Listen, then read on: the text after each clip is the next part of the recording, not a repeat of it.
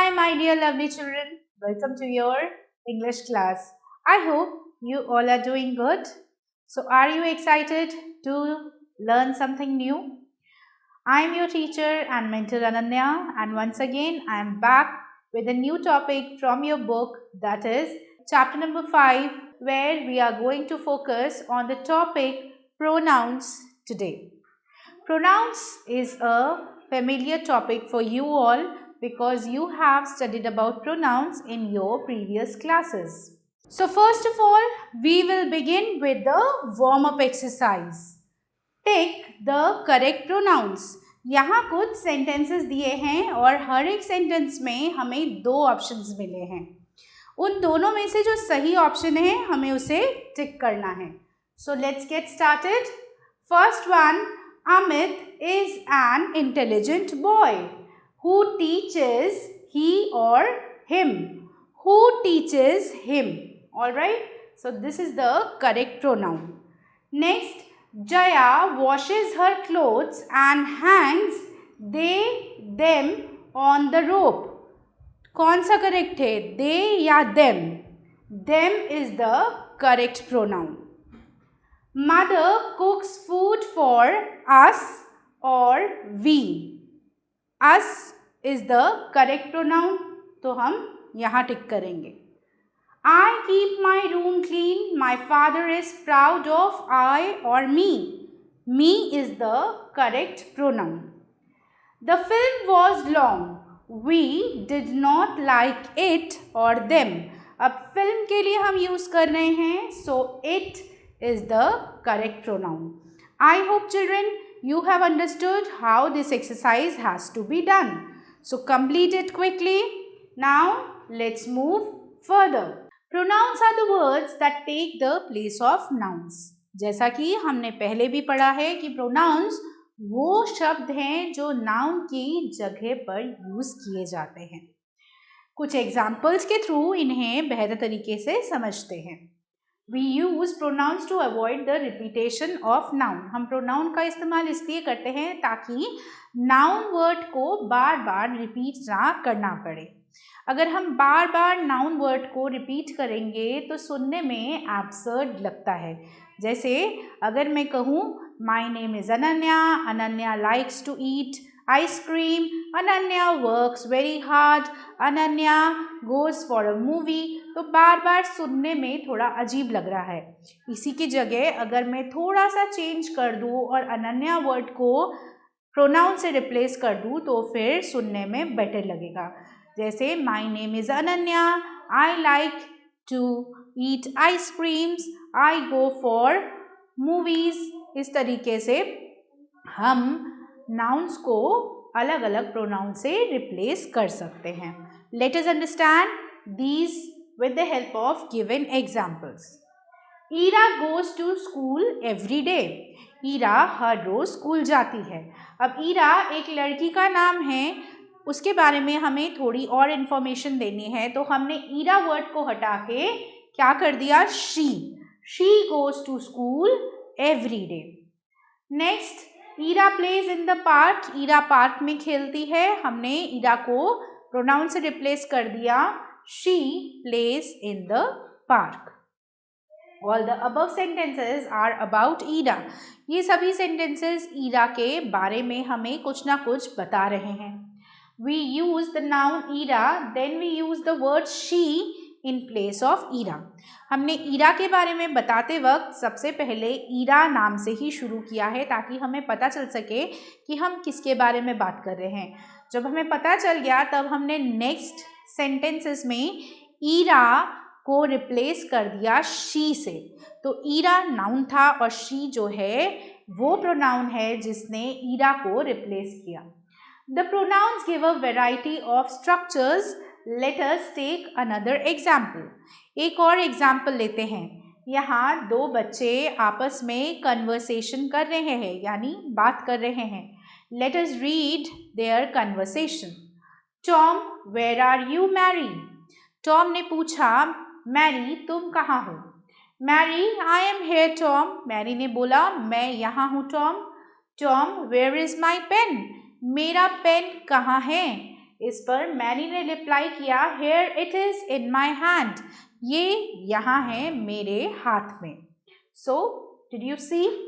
In this dialogue, you and I have been used for Mary and it for the pen. These are pronouns. यहाँ पे ये जितने भी आप highlighted words को देख रहे हैं, ये सभी pronouns हैं. Alright?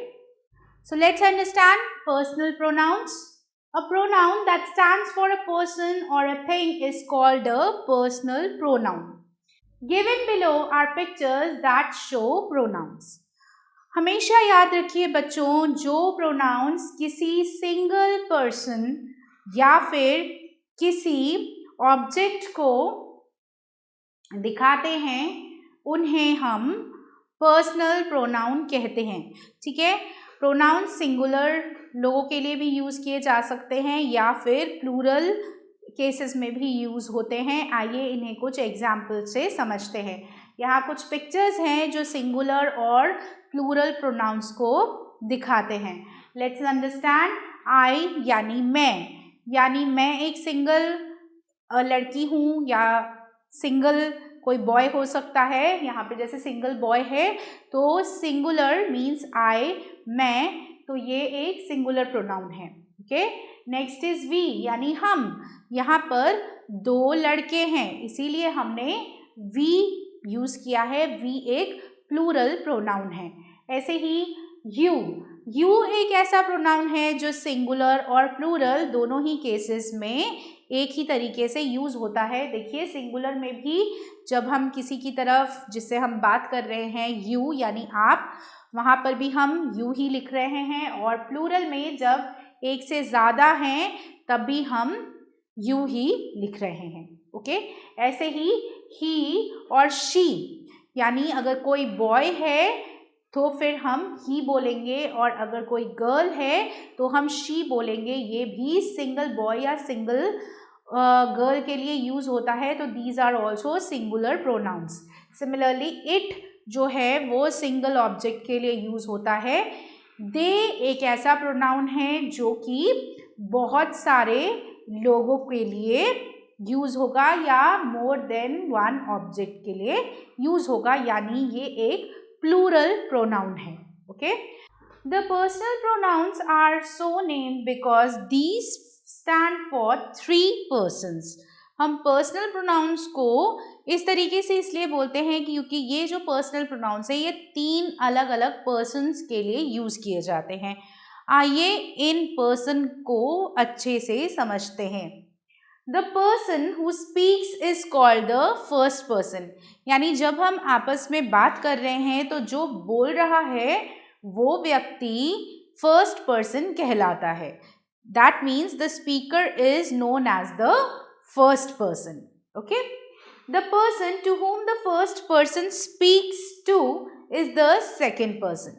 और जिसके साथ स्पीकर बात कर रहा है वो है second person. ठीक है. The person about whom the first person is speaking to the second person is called the third person. अब स्पीकर second person से कुछ ना कुछ बात कर रहा होगा, किसी के बारे में बता रहा होगा, तो जिसके बारे में बात चल रही है वो है थर्ड पर्सन. ओके. अब आइए कुछ प्रोनाउंस देख लेते हैं फर्स्ट, सेकेंड और थर्ड पर्सन के. First person pronouns I, we, me, us, mine, ours, myself, ourselves, ये सभी फर्स्ट पर्सन प्रोनाउंस हैं. अब सेकेंड पर्सन प्रोनाउंस को एक बार देख लेते हैं. You, your, yours, yourself, yourselves, सब यू के फॉर्म्स सेकेंड पर्सन प्रोनाउंस में आते हैं. अब आते हैं थर्ड पर्सन प्रोनाउंस पर. He, she, it, him, her, they, them, their, himself, herself, itself, themselves, ये सभी थर्ड पर्सन प्रोनाउंस की कैटेगरी में आते हैं. Okay. Now it's time to test yourself. We will be doing few exercises to understand the concept of pronouns in a better way. So let us begin with exercise number A. Look at each picture and write the correct pronoun under it.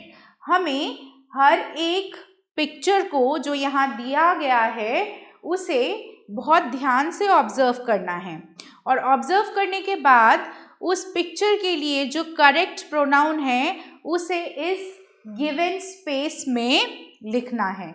So let's see. यहाँ एक लड़का है, right? This is a picture of a boy. तो यहाँ पर हम आई, you या ही तीनों ही प्रोनाउंस का यूज कर सकते हैं, लेकिन सबसे ज्यादा करेक्ट होगा आई और ही.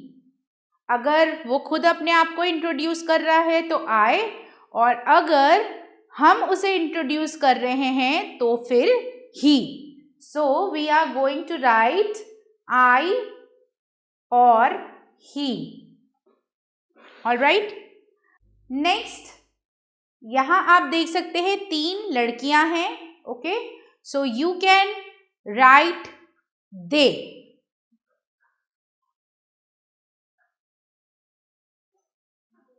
Next, there is a girl. So if a girl is there, so I can write I or she.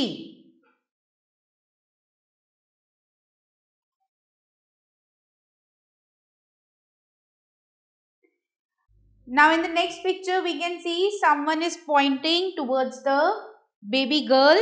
So we can use her or she. All right. Next, 2 boys are standing, so we can write they. या फिर हम we भी लिख सकते हैं. अगर हम उनके बारे में बोलेंगे तो फिर हम they यूज करेंगे, और अगर वो अपने बारे में बताएंगे तो फिर we कहेंगे. यहाँ the boy and the girl are there, so we can write we. Okay. Then the boy is pointing towards that man, so he or him. Someone is pointing towards the egg, so we are going to write it. I hope you have understood the concept, all right, and hopefully you have done this exercise along with me. Let's move ahead. Next exercise, exercise B. Put a suitable pronoun in each blank. We have to fill in the blanks using suitable pronoun words. So let's start with sentence number 1. He loves his cat and cannot stay without it. वो अपनी cat को बहुत प्यार करता है और उसके बिना वो रह नहीं सकता. You can see this purse. It contains no money. Mummy will cook pudding for us today. All right. यहाँ us भी लिख सकते हो और यहाँ me भी लिख सकते हैं. क्यों? अगर आपके भाई बहन हैं तो मम्मा आप दोनों के लिए पुडिंग बनाएंगी, तो फिर आप क्या लिखोगे? us. और अगर आप अकेले हो, आपका कोई ब्रदर सिस्टर नहीं है, तो आप मी भी लिख सकते हो. This story of dash is excellent. This story of yours is excellent. तुम्हारी ये कहानी बहुत अच्छी है. This frock is far better than mine. Okay. या फिर this frock is far better than that. Both are correct. The sun is a hot star. It gives heat and light. Sun एक hot star है जो कि हमें गर्मी और रोशनी देता है.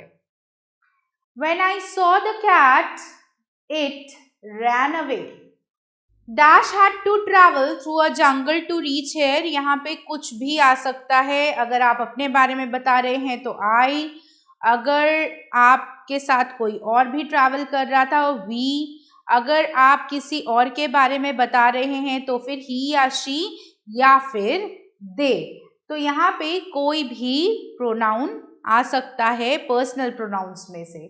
ठीक है, यहाँ I भी आ सकता है, we भी आ सकता है, they भी आ सकता है, he या फिर she भी आ सकता है. Alright, so you need to pick any one of your choice. आप इनमें से कोई भी एक यहाँ fill कर सकते हैं. Bring your hockey stick, I shall bring mine. तुम अपनी हॉकी स्टिक लेके आओ, मैं अपनी लेके आता हूँ. Let's come to the last sentence. This toy is mine. ये मेरा खिलौना है. I like it. Okay. So in this way we have done the entire exercise. Exercise number C. Pick out the pronouns in each sentence. Write them in the blanks and also the nouns for which stand they. So we need to pick out the pronouns and write them separately here, and then we also have to pick out the nouns for which these pronouns have been used. तो आइए शुरू करते हैं first sentence से. Did you call me Shelly? तो सबसे पहले sentence में जो प्रोनाउन है that is you. So we are going to write you under pronouns. You किसके लिए यूज हुआ है? यूज हुआ है you Shelly के लिए, तो हम Shelly यहाँ पर लिखेंगे. ठीक है. Next, the sun is hot, it emits rays. So it is the pronoun और किसके लिए यूज हुआ है? वो सन के लिए. Alright. Third sentence, hares dig burrows and live in them. So them is the pronoun और देम जो है वो बरोज के लिए, जो रैबिट्स या हेयर्स का घर होता है उसके लिए यूज हुआ है. ठीक है. Last, call Kim this book is hers. So hers जो है that is the pronoun and किसके लिए यूज हुआ है? वो किम के लिए. Okay. So in this way you have to complete this exercise. I hope children you have understood how to do this exercise. Now it's activity time. Paste a picture of your favorite sports person. हम सबको sports अच्छा लगता है, games हमें बहुत पसंद है. ऐसे कई स्पोर्ट्स पर्सनालिटीज़ भी हैं जो हमें बहुत पसंद है. किसी को क्रिकेटर अच्छे लगते हैं, किसी को फुटबॉलर अच्छे लगते हैं, राइट. तो आप अपने फेवरेट स्पोर्ट्स पर्सन के पिक्चर को मैगजीन या फिर न्यूज़पेपर से कट करके यहाँ पर जो स्पेस दिया है वहाँ पर पेस्ट कीजिए. ठीक है. Right 5 sentences about him or her using various pronouns. उसके बाद आपको अपने फेवरेट स्पोर्ट्स पर्सन को डिस्क्राइब करते हुए 5 सेंटेंसेस फॉर्म करने हैं जिन्हें आप यहाँ लिखेंगे. ध्यान में रखना है जब आप इन सेंटेंसेस को फ्रेम करें तो उसमें अलग अलग प्रोनाउंस का यूज आप जरूर करें. ओके.